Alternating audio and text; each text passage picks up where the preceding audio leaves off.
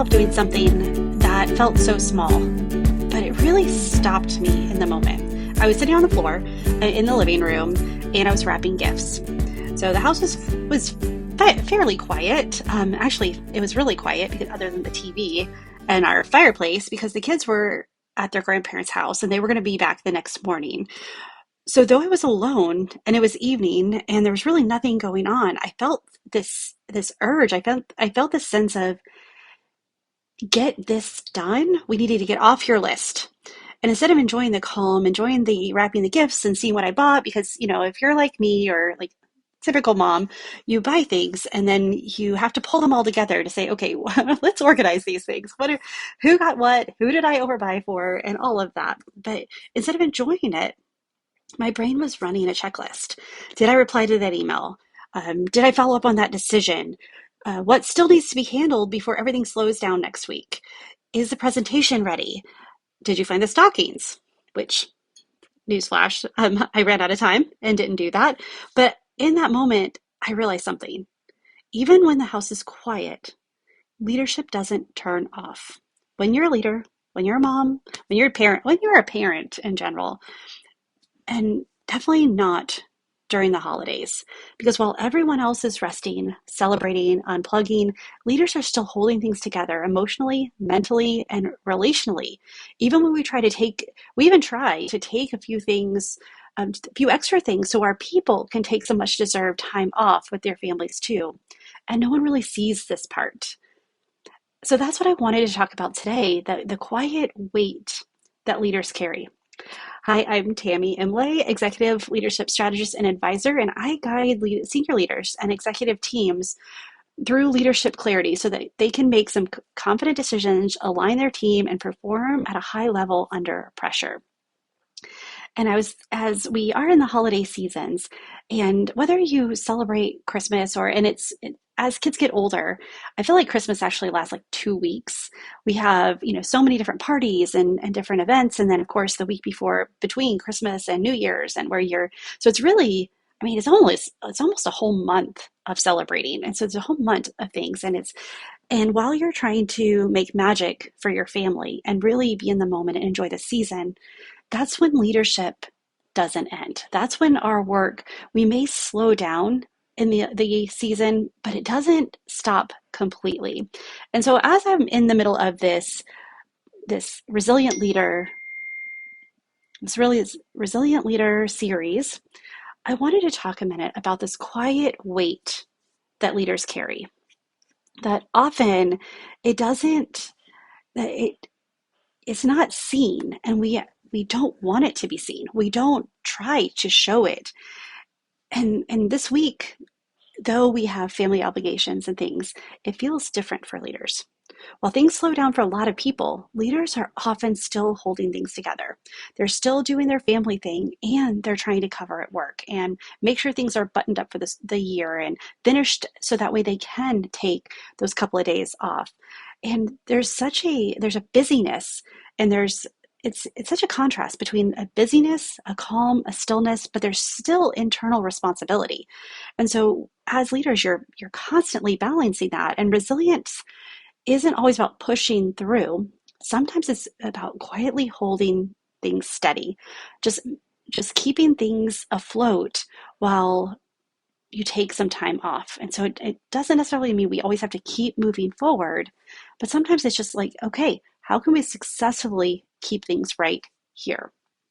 And so today, because again, that long to-do list, I always cram in more things than I need to during the holidays. And so today I'm actually recording in a closet at my dad's house because we traveled to visit my family for Christmas this year, and things don't shut down.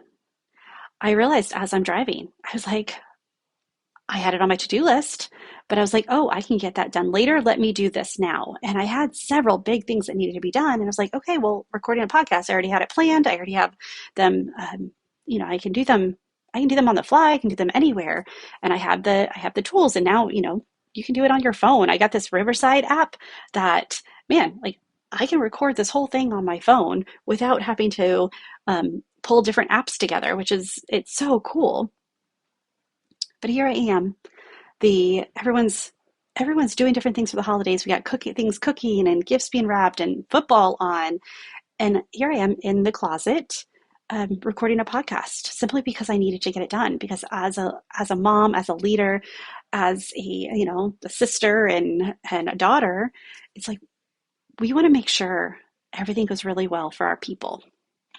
And so I just wanted to acknowledge this contrast. I want to acknowledge this dynamic because it's it's okay to do both. It's okay to set things down. It's okay to just make things happen. Not everything has to be 100% all the time. I typically record these podcasts with video so I can put them on YouTube as well. They may be a little slow getting up on YouTube, but they get there. But it's okay that we just do things to get them done. That it doesn't mean it's less valuable. This episode that I created, I think I'm hoping that it's the permission that you needed to be able to set things down and acknowledge the weight that you carry as a leader and realize that sometimes we don't need to carry that weight all the time, or we can set it down briefly to just be human, to just be with our families. And so these this weight that we carry, it's a responsibility that most people don't see.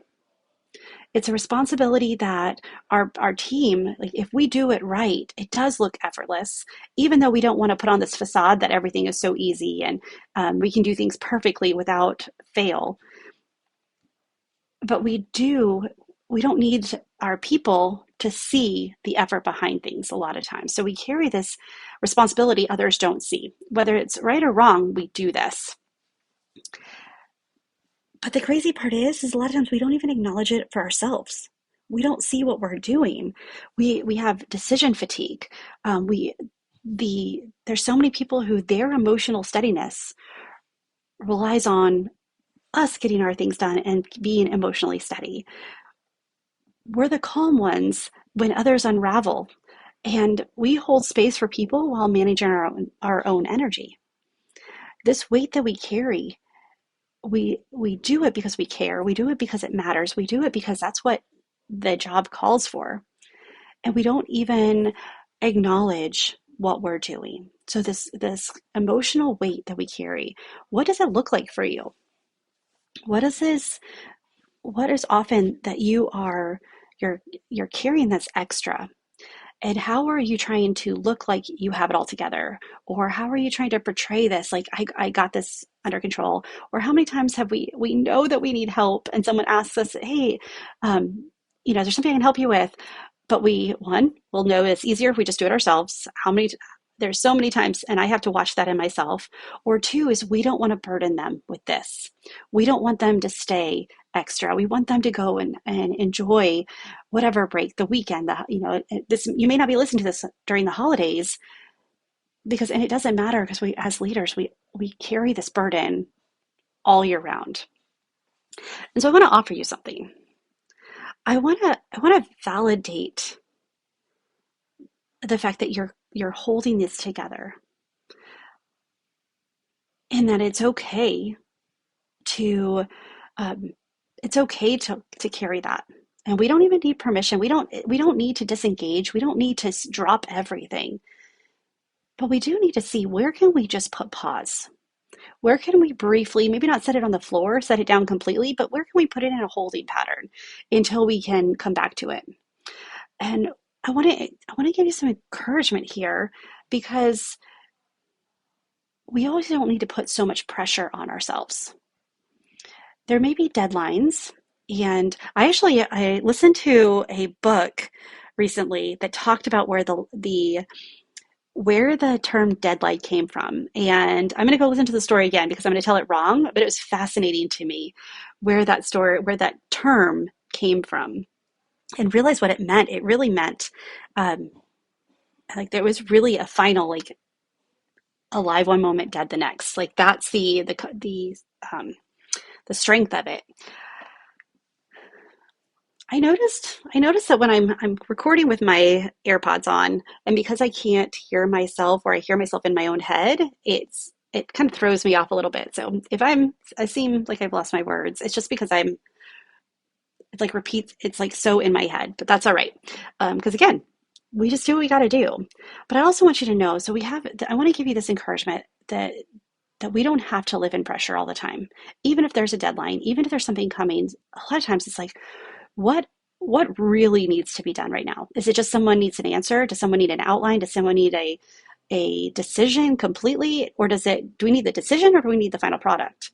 And so I want you to look at this season, whatever season you're in, and say, where can I give myself permission to release, to acknowledge that this responsibility that I carry, and realize that it doesn't have to be as strong as we make it seem. And if you're tired, if it and like examples of this is like if you're tired, it doesn't always mean you're failing. Some of the things we do is just hard work. If you're still standing, it matters. If you're still moving forward, that's really what matters. And steady leadership counts even when it's quiet. It doesn't have to be pressure filled. It doesn't have to be out loud, and it doesn't have to be so visible that others see what's going on. And so I just wanted to tell you that. And as I close today, because I really wanted this podcast to be more of just a reminder that you're allowed to take a break. A resilient leader doesn't keep pushing through no matter what. A resilient leader allows that balance and knows when to set things down and when to push pause. And when you need extra help or you need time away, it doesn't mean that you're failing or that you aren't a good leader. It means you're human. And it's really good practice to set things down, to take a break. Not only does it give our brains time to catch up to our actions, and sometimes we realize that some of the things we were doing were not even needed in the first place, but then we get to model that what it means to be steady. And a resilient leader really is a steady leader. It doesn't get rattled, and you're able to take the waves and enjoy the calm when it comes, even holding that responsibility. Even if you don't want to set it down completely, maybe you can set it down for a moment. And so I want to invite you. I just want to invite you to look at what responsibility you're holding right now and what can you set down until the new year? What can you just put a pin in and come back to so you can be present with your family, with your friends, with your people?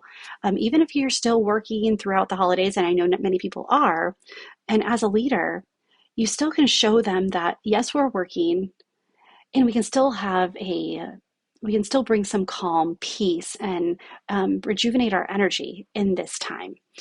So I just want to invite you if you're looking toward 2026, and you want to know what it means to be the resilient leader, to be a Tuesday leader, as I called a few episodes ago. Or if you want to start 2026 with more clarity and less weight, and maybe it's simply just the heaviness of the responsibility of the weight. I'd love to talk. When you're ready, book a leadership strategy call at TamiMarieCoaching.com/call. And let's chat about what 2026 could look like for you. Let's talk about how your team can start building that resiliency in the day-to-day actions. And what does it look like to make aligned decisions, strategic decisions, instead of just pressure decisions. So if you're ready to know how to lead with ease, with energy, with a calm energy and purpose and focus, get on a call with me and let's chat. All right. Well, I hope you guys have a wonderful holiday season. If you are listening to this, in real time, if this is 2026 for you, like it's still that same thing is we have a whole year for 2026. Do you want to make it the best year yet? Get on a call and let's see how that's possible. All right. I hope you all have a wonderful day. We'll see you later. Choose joy until joy chooses you. Bye for now. Before you go, as I was listening back and I was editing the podcast, I realized that I wanted to name the leadership truth underneath everything I shared. I kind of danced around it, but I didn't nail it down as clear as I would have liked. So I just wanted to come back and say that the quiet weight that leaders carry isn't a flaw. it's responsibility. And the leadership and the resilient leadership isn't about carrying the weight perfectly or silently. It's about carrying it intentionally. It means that we set it down when we need to set it down. We push pause when we need to push pause, and we move forward when we need to move forward.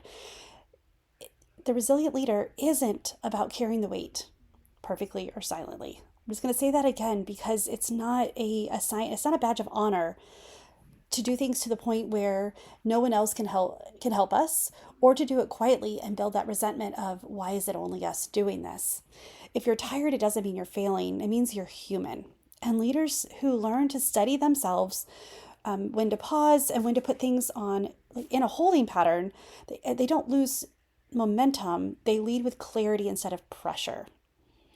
And that's what resilient leadership actually looks like. And I wanted to share that, wanted to make sure that you listened to that and gave yourself permission during the holiday seasons, during weekends, during your time off and these vacations, whatever the time is, for you to take a pause, for you to step back and you to put things on autopilot for a short time while you rejuvenate, while you spend time with the people who matter the most. That's true leadership as well. And so I just wanted to make sure that you knew that. I hope you have a wonderful day. Again, choose joy until joy chooses you. And I will see you really soon. Bye for now.